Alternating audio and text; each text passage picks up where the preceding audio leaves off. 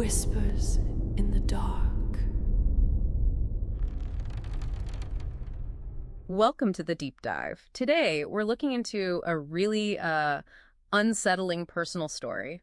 It's all about a Halloween costume, a dragon costume, that starts off seeming innocent. Yeah, almost joyful even. Exactly. But then it just spirals into something completely unexplainable. It really makes you question everyday stuff. Right. Our mission, really, is to unpack what happened with this unique thrift store costume. Yeah. We want to look at how these little, seemingly harmless details start piling up and build towards something genuinely horrifying, a kind of revelation about, well, what might be hidden just beneath the surface. Okay, let's get into it. So the story centers on a boy named Austin.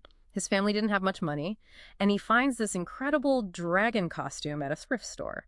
Green, yellow belly, shimmering. And the description is something else, isn't it? Mm-hmm. Not just shiny, but scales that actually shimmered, like tiny emeralds. Yeah, and hard, like crystal, but somehow lighter than plastic even. It had, like, proper feet with rubber soles, individual fingers with claws. A working jaw, a lifelike tail.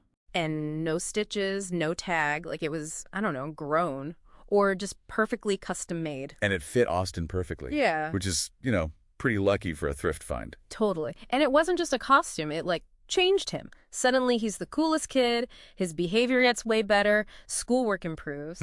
Halloween that year was apparently legendary for him. The absolute peak. And that's what makes the turn so jarring, right? Yeah. You have this perfect, almost magical setup.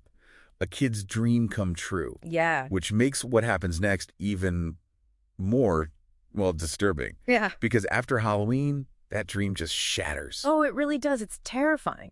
November 1st rolls around and Austin just refuses to take the costume off. Which was totally out of character for him, was it? Completely. Yeah. He apparently never argued, but now he's shrieking, fighting his parents about it. And then the accident at school happened. Ah, yes. The kickball incident. Right. Kickball hits a truck bumper, bounces, hits a lamppost, and then whack right in the back of Austin's head.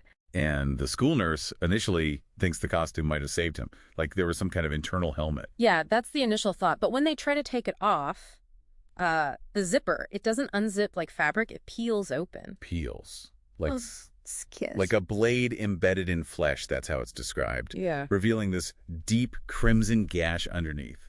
Flashing, bone, muscle, organs, something deeply wrong. Wow. Okay.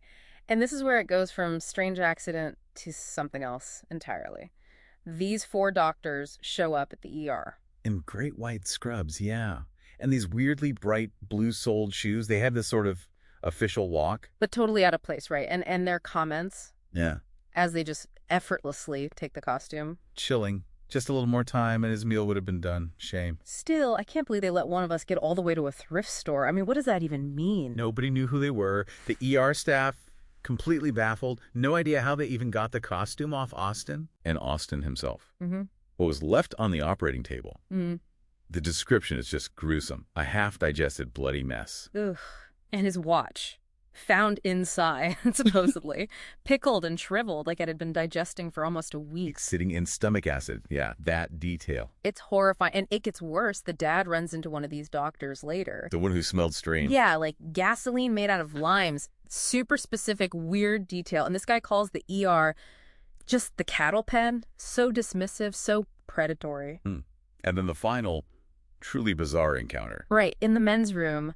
The dad sees the same guy in a stall, and it looks like he's removing his face, like a hood, a deflated face and neck, then pulls it back on. Just taking off his human disguise. Seems like it. And after the guy vanishes, the dad looks in the toilet.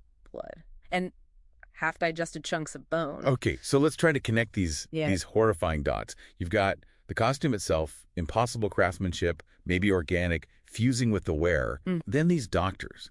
Strange appearance, inhuman comments about meals and getting loose. Their effortless removal of the costume. And the state of Austin's body. Yeah. Digested. It all points pretty strongly towards something, not human, something predatory maybe, that consumes. The costume wasn't a costume, it was the predator, or part of it.